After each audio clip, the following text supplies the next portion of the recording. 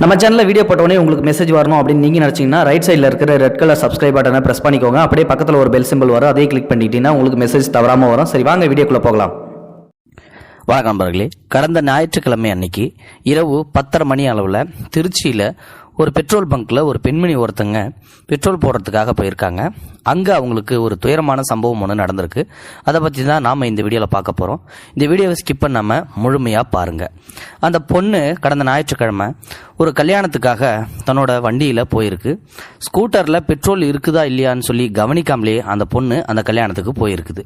கல்யாணத்தை எல்லாத்தையும் முடிச்சுட்டு அந்த பொண்ணு திரும்ப ஸ்கூட்டரில் வரும்போது இடையிலேயே நின்று போயிடுது. 10:15 இருக்கும். அப்படி இப்படின்னு சொல்லிட்டு அந்த பொண்ணு தட்டு தடுமாறி வண்டியை சாட்சி போட்டு பெட்ரோல் பங்கு ஒரு வழியாக வந்துருச்சு. அந்த பொண்ணு வந்த பெட்ரோல் பங்க்கில் 2 பேர் மட்டும்தான் பெட்ரோல் போட்டுட்டு இருக்காங்க. 10:30 மணி ஆயிடுச்சு கரெக்டாக. இரவு நேரம்ங்கிறதால அங்கே ரொம்ப அமைதியாக இருக்குது. அந்த சூழலே அந்த பொண்ணுக்கு ஒரு வித பயத்தையே உண்டு பண்ணுது. சீக்கிரமாக பெட்ரோல் போட்டு இங்கேருந்து கிளம்பிடணும் அப்படின்னு சொல்லிட்டு, ஆனால் டேங்கை ஃபில் பண்ணுங்க அப்படின்னு சொல்லி அந்த பொண்ணு சொல்லுது. சரின்னு சொல்லிட்டு அந்த நபரும் பெட்ரோலை ஃபுல்லாக போட்டு டேங்கை ஃபில் ஆயிடுச்சுமா, 500 ரூபா ஆயிடுச்சு அப்படின்னு சொல்லி அந்த ஊழியர் சொல்கிறாரு.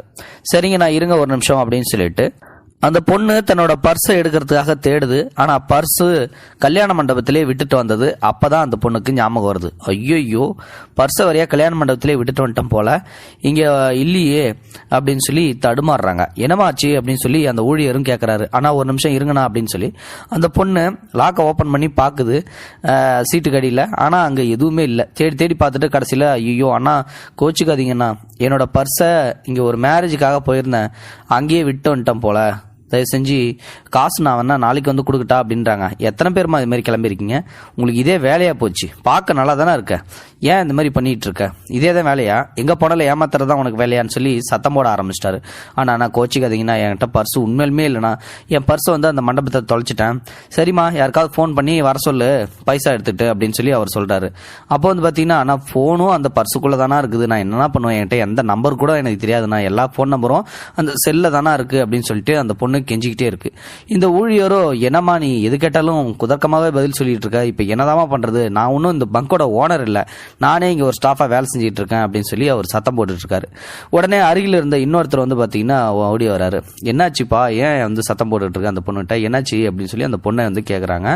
உடனே அந்த பொண்ணு, அண்ணா நான் இது மாதிரி பெட்ரோல் இல்லாமல் தடுமாறி நடுவழியில் நின்று போச்சு, அப்படி இப்படின்னு சாட்சி போட்டு தான் இங்கே பங்குக்கே கொண்டு வந்தேன், டேங்கை ஃபில் பண்ண சொல்லிட்டேன், தெரியாதனமாக என் பர்ஸை நான் ஒரு மேரேஜுக்கு போயிருந்தேன் அங்கேயே விட்டு வந்துட்டேன், செல்ஃபோன் முதற்கொண்டு எல்லாம் பைசா எல்லாமே அதில் தான் இருக்குது, அதை சொன்னால் இவர் ஏற்றுக்க மாட்டேன்றாரு, காலைல கண்டிப்பாக பைசா கொடுத்துறேண்ணா அப்படின்னு சொல்லி அந்த பொண்ணு சொல்லுது. அதுக்கு அந்த நபர், இன்னொரு நபர் ஓடி வந்தார் இல்லையா, அவர் பேர் பிரகாஷ்.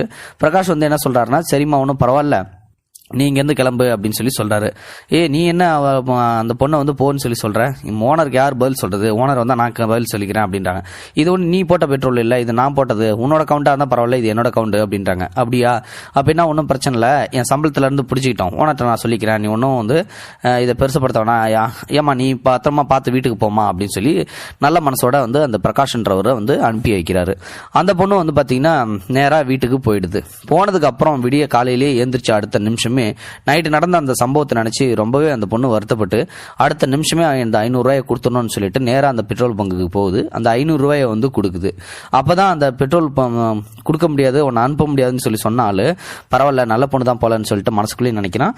அதே மாதிரி இவரும் ஏமா பரவாயில்லம்மா இருக்கட்டுமா அப்படின்னு சொல்லி அவரும் சொல்றாரு, நீங்க வாங்கிக்கணும், அந்த நேரத்தில் எனக்கு ரொம்ப பெரிய ஹெல்ப் பண்ணீங்க அப்படின்னு சொல்லி வாங்கி அந்த பொண்ணு அந்த 500 ரூபாயை கொடுத்துட்டு அவர் ஒரு போட்டோவும் எடுத்துட்டு, இவ்வளவு பெரிய மனசு உள்ள இந்த நபரை உண்மையுமே எல்லாரும் பாராட்டுங்க, எனக்கு இந்த மாதிரி ஒரு சம்பவம் நடந்துச்சு பெட்ரோல் பங்க்ல அப்படின்னு சொல்லி அந்த பொண்ணு Facebookல தனக்கு நடந்த அந்த துயரமான சம்பவத்தை பதிவிட்டிருக்காங்க. இந்த சம்பவமானது தற்பொழுது சமூக வலைதளத்தில் வைரல் ஆயிட்டு வந்துட்டு இருக்கு. இதை பத்தி நீங்க நினைக்கிறீங்கன்றத மறக்காம கமெண்ட் பாக்ஸ்ல சொல்லுங்க. தேங்க்ஸ் ஃபார் வாட்சிங்.